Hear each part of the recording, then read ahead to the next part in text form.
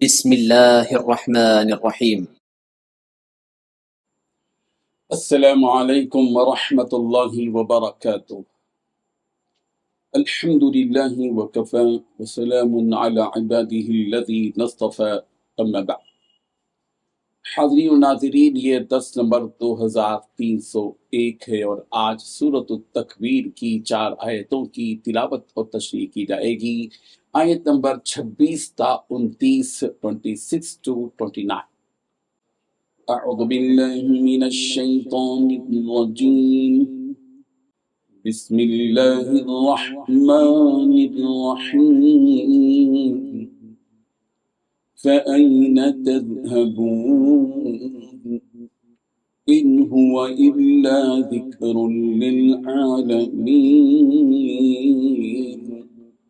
لمن شاء منکم ان یستقیم، وما تشاءون إلا أن يشاء الله رب العالمين۔ صدق اللہ العظیم۔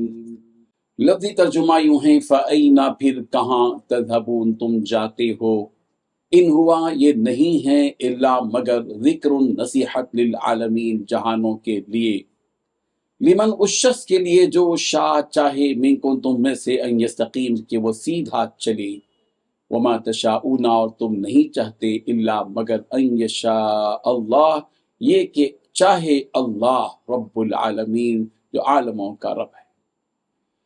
ترجمہ یوں ہے، پھر بھی تم لوگ کدھر چلے جا رہے ہو؟ یہ تو دنیا جہاں کے لوگوں کے لیے ایک نصیحت ہے، تم میں سے ہر اس شخص کے لیے جو سیدھا راستہ چاہے، اور تم چاہو گے نہیں الا یہ کہ خود رب ذوالجلال چاہے جو سارے جہانوں کا پروردگار ہے۔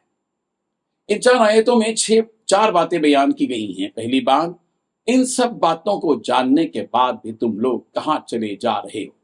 دوسری بات، یہ تو دنیا جہاں کے لوگوں کے لیے ایک نصیحت ہے۔ تیسری بات، تم میں سے ہر اس شخص کے لیے جو نصیحت ہے جو سیدھا سیدھا رہنا چاہے۔ چوتھی بات، تم ایسا چاہو گے نہیں، ہاں جب تک اللہ تعالیٰ کی منشا ہو جو کہ تمام جہانوں کا پروردگار۔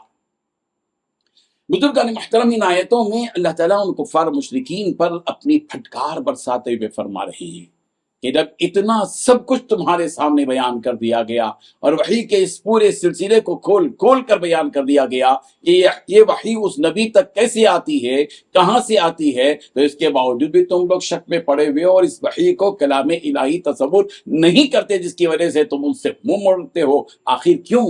حالانکہ یہ وحی جو ہم نے ہمارے پیغمبر پر اتاری ہے وہ تو سارے جہانوں کے لیے نصیحت نامہ ہے کہ جو کوئی اسے سچے دل سے پڑھے گا اور سمجھے گا تو یقیناً وہ سیدھا راستہ پا جائے گا۔ لیکن تم لوگ ایسے ہو کہ ہدایت کو پانا ہی نہیں چاہتے اور سیدھا راستہ اختیار کرنا ہی نہیں چاہتے، لہذا جو کوئی خود ہدایت پانا نہیں چاہے گا، اللہ تعالیٰ بھی ایسے غافل کو ہدایت نہیں دے گا، بلکہ وہ تو اس شخص کو ہدایت سے ہمکنار کرتا ہے اور اسلام کی توفیق عطا کرتا ہے جو ہدایت پانا چاہے اور جس کے دل میں ایمان لانے کی طلب اور حقیقت کو تسلیم کرنے کا جذبہ۔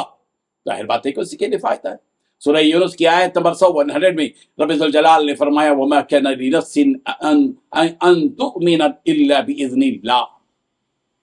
کسی بھی شخص کے لیے یہ ممکن نہیں ہے کہ وہ اللہ تعالیٰ کی اجازت کے بغیر مومن ہو جائے۔ سورہ قصص کی آیت نمبر 56 میں فرمایا گیا، إِنَّكَ لَا تَهْدِي مَنْ أَحْبَبْتَ وَلَكِنَّ اللَّهَ يَهْدِي مَنْ يَشَاءُ۔ اے نبی، آپ جسے چاہے ہدایت پر لا نہیں سکتے، لیکن اللہ جسے چاہتا ہے ہدایت سے نوازتا ہے۔ لہذا اپنے اندر ایمان و اسلام کی طرف پیدا کرو، پھر دیکھو کیسے اللہ تعالیٰ تمہارے لیے ہدایت کے دروازے کھولتا ہے اور اسے آسان کر دیتا ہے۔ حضرت ابو ہریرہ رضی اللہ عنہ سے مروی ہے کہ جب یہ آیت لمن شاء منکم ان یستقیم نازل ہوئی تو ابو جہل نے کہا تھا کہ معاملہ تو ہمارے ہاتھ میں ہے کہ اگر ہم سیدھا راستہ اپنانا چاہیں تو اپنا لیں گے، ورنہ نہیں۔ تب اللہ تعالیٰ نے یہ آیت نازل فرمائی، وما تشاؤون الا ان یشاء اللہ رب العالمین، تم نہیں چاہتے مگر اسی وقت جب کہ اللہ چاہے جو عالموں کا پروردگار۔ یہ اختیار تمہارے ہاتھ میں نہیں ہے بلکہ اللہ کے ہاتھ میں اختیار ہے، وہ جسے چاہے ہدایت دے گا اور جسے چاہے گمراہ کرے گا، تو پھر اسے کوئی ہدایت پر لا نہیں سکتا جس کو اللہ گمراہ کرنا چاہے۔ اللہ تعالیٰ ہم تمام کے لیے ہدایت کا راستہ آسان فرما دے۔ آمین۔ وآخر دعوانا ان الحمد للہ رب العالمین۔ ڈیلی درس قرآن کو سبسکرائب کیجئے، اپنے تاثرات اور مشورے ارسال کیجئے اور اپنے متعلقین کا گروپ بنا کر انہیں روزانہ درس قرآن بھیجئے اور اجر و ثواب پائیے۔ جزاکم اللہ خیر۔